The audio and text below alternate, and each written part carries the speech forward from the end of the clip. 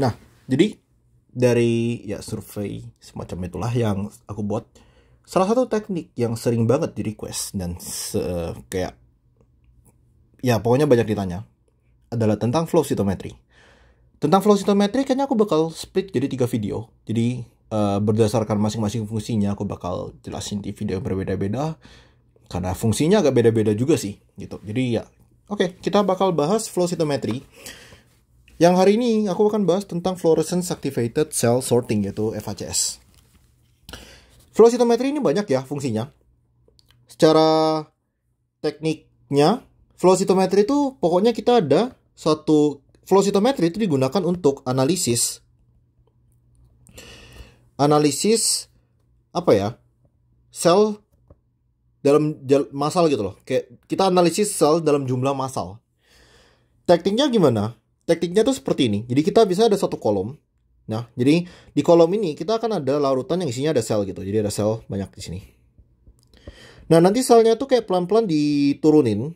Jadi selnya tuh bakal jatuh ke bawah. Mereka jatuh ke bawah.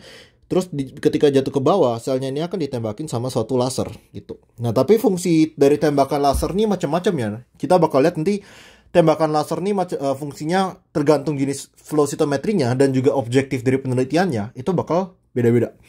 Kita start dulu dari yang hari ini, yaitu Fluorescence Activated Cell Sorting atau FACS. Tapi intinya, ini tema utama dari flow cytometry, yaitu ada satu mesin, di mana mesin itu dia mengalirkan sel. Jadi sel itu satu persatu turun ke bawah. Biasanya ini banyak dipakai di sel darah, terutama sel darah putih ya. Karena sel darah putih itu kan dia heterogenus ya. Dia terpisah-pisah. Nah, misalnya kalau kita mau analisis sel sel kulit misalnya, bisa nggak ya? Bisa-bisa aja. Tapi syaratnya kita harus ngedigest semua ikatan antar sel. Jadi kalau kita ingat di sel kulit, mereka ada tight junction, mereka ada desmosom, ada hemidesmosom dan kawan-kawannya. Itu harus kita hancurin dulu, ya.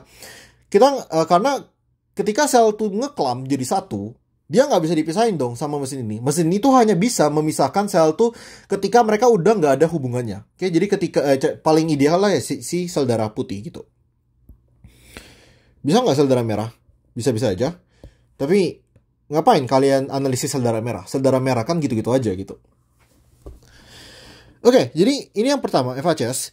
Sebutlah di awal kita ada sel yang berbeda-beda. Nah, sel ini kita bakal kasih dulu penanda fluorescence. Either bisa yang pertama kita bisa lewat melalui transgenik. Jadi transgenik tuh misal ya, contoh aku mau sel T CD4+, jadi sel T yang ngasilin protein CD4 atau sel T helper itu menghasilkan misal GFP misal gitu. Terus sel T CD8+ atau sel T sitotoksik gitu, sitotoksik itu menghasilkan RFP. Jadi GFP itu green fluorescent protein, jadi warna hijau. Kalau si sel T sitotoksik yang CD8 itu dia gitu, CD8 tuh dia RFP gitu, jadi warna merah gitu. Nah, jadi di sini aku tuh mau memisahkan sel T yang helper sama sel T sitotoksik gitu. Aku bakal masukin sel ini, kelompok selnya ini ke dalam mesin flow cytometry. Kemudian aku bakal tembakin laser ke selnya. Dari laser ini, ketika selnya ini lewat, lasernya ini akan ditembakin dan kita akan melihat fluorescence-nya. Apakah si sel itu fluorescence warna hijau, apakah si sel itu fluorescence warna merah, atau dia fluorescence keduanya gitu. Ketika si mesin ini membaca, contoh di sini aku bikin programnya adalah misal, kalau dia ngebaca signal GFP, maka bikin selnya muatannya positif. Kalau dia ngebaca RFP, muatannya negatif. Kalau dia tidak membaca GFP atau RFP, jangan bikin muatan. Kalau dia membaca kedua-duanya, juga jangan bikin muatan. Kayak gitu. Jadi, misalnya, sel warna merah ini, jadi sel yang tadi ngasilin RFP, artinya apa? Sel T sitotoksik. Turun ke bawah. Nah, di sini kita ada satu ring, di mana ringnya ini bisa ngasih muatan ke selnya gitu. Nah, ketika dia lihat ke bawah, kan programnya gini ya, RFP negatif, maka dia akan berubah jadi muatan negatif. Terus selnya kan jatuh. Selnya jatuh tuh di bawah sini kita ada suatu plat besi yang dia itu bermuatan. Kalau tadi selnya muatan negatif, dia akan mengikuti plat besi yang warna yang positif dan kita bisa sorting di sini.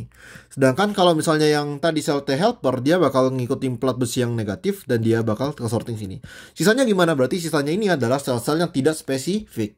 Oke, jadi ini adalah fungsi flow cytometry yang pertama adalah untuk kita mau pisahkan sel. Jadi fluorescent activated cell sorting ini kita memisahkan sel berdasarkan itu protein yang dihasilkan. Oh ya, aku lupa bilang satunya kan tadi ada yang transgenik ya. Ini transgenik. Atau yang kedua, kita juga bisa pakai immunostaining.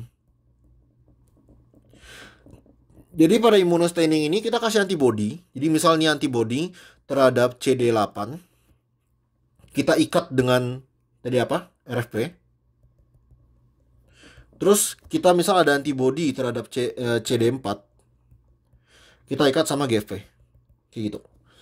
Jadi kan kayak gini, si selnya itu yang kalau dia ngasilin CD4 ya dia bakal ada GFP dari si antibody. Kalau si sel itu punya CD8 ya dia akan punya RFP dari si antibody juga. Tapi di sini yang jadi masalah adalah ketika kalian pakai antibody, proteinnya tuh wajib di luar sel. Kalau misalnya proteinnya dalam sel gimana ya? Nggak bisa gitu kan. Nggak bisa pakai antibody. Oke, jadi sekian penjelasan tentang flow cytometry yang pertama. Sampai ketemu di video selanjutnya.